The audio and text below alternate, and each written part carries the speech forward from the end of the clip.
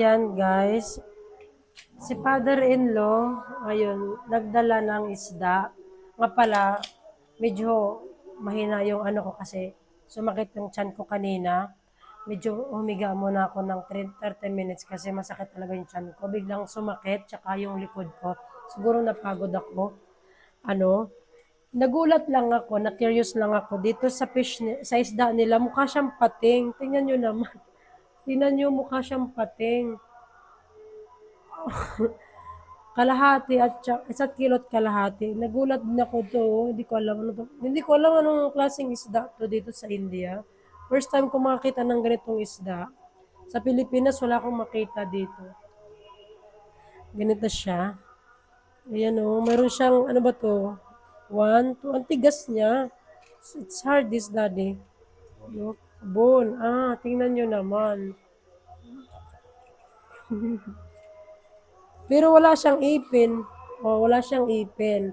Meron siyang ah, apat na bigote. Ayun, tapos ayun, ito. Hindi ko alam pa paano lulutuin to.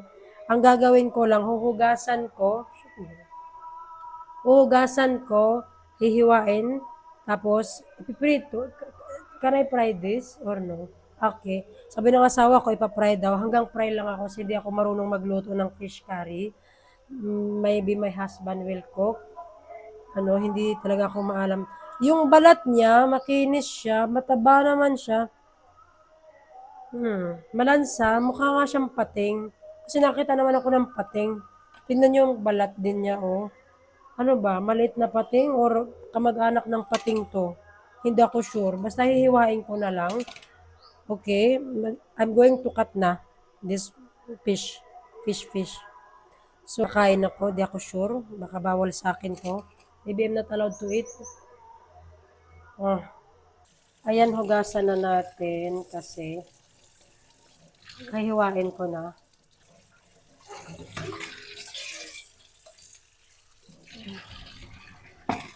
Okay, ito si father-in-law maghihiwa ng isda kasi nga hindi ako maalam maghiwa.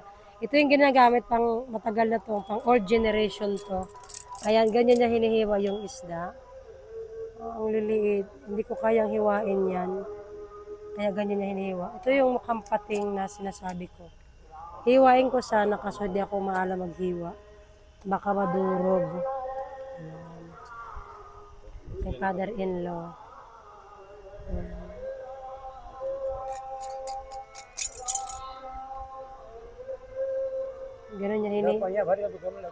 Ganun nila hinihiwa yung isda. Okay, pakita ko yung ano. Ayun yung anak ko pala nagano ng tubig. Naglalagay siya ng tubig sa aming mga halaman tsaka yung asawa ko. Naglagay na sila doon sa kabila. Ito yung ginagamit namin, yung hose, galing sa tangke. Binubuksan lang namin yung motor. Basta motor ang tawag doon. Ayan. Kunti natin ulit kay Papa G. Ang tawag dito sa India ng fish is machili. Machili ang tawag dyan. Doon niya nilalagay. Mamaya lilinisin niya yan. Tatapon niya yan.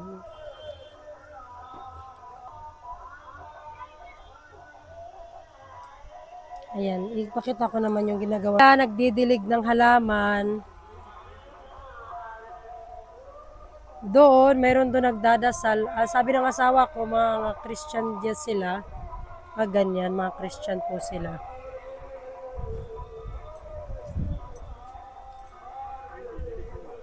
Dati mahinang internet dito. Buti na lang mayroon ng cell site. Maganda ng internet namin. I think 4 years ago na yan. Yung cell site na yan. Kasi nung bago ako dito sa India, wala pa yan. Nung 1 month kami, yung kinabit nila. Kasi ang hirap ng internet dito, walang internet. Mahirap ang signal, I mean. They are fighting. Why are you guys fighting? Ano ba yan? Ang mag-ama nag-aaway na. Ganyan sila. Yeah, that one. Itlog, ang laki ng itlog ng kuan. Ayan siya, mukha siyang ewan ko, tambakol. Mukha siyang tambakol, pero ang tambakol hindi siya masyadong malansa. So, ang tambakol hindi siya malansa. Ito, malansa siya ng konti. At saka, malambot siya. Ang tambakol, walang tiyan na malaki. Ito, malaki ang tiyan. Tsaka ibang itsura ng tambakol. Ayan yung anak ko. Mag-alas 6 na dito, nagdidilig pa rin siya. Although maaga pa naman. Nakita niyo yung mga bahay? Wala kayong makitang bintana dito. Tingnan yung kabilang bahay, walang bintana. Yung bahay doon, walang mga bintana. Malinis na siya. Ayan, itatapon na niya yan. Linisan ko po ulit para po iprito ko na siya. Tapos iprito, antayin ko yung asawa ko magluto. I-ready ko yung mga ingredients niya. And then, mamaya, kakain na kami. Ayan, bali, hindi ako, dumbuti, pinay ko lang yung, yung isda. Pero, nag-grind din ako ng masala. And then, yung asawa ko na yung nagluluto kasi, nakita niyang mahirapan na naman ako. Nagsayang na lang din ako para sa kanin nila. Kasi hindi ako kakain. Dito siya, nagluluto siya.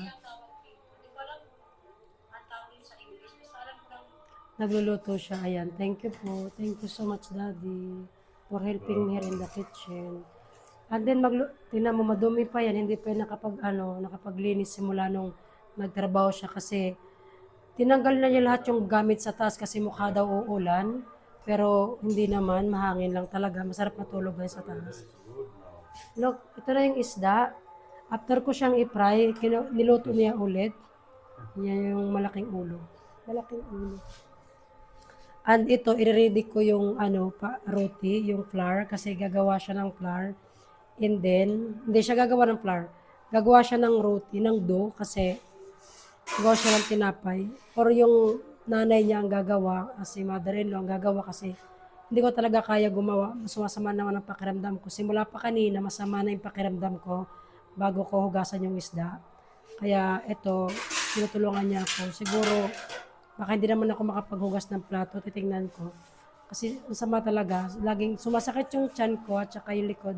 Hindi yung tiyan, yung alam mo yung sa ilalim ng yung gitna natin. Yun, tapos yung likuran ko masakit siya.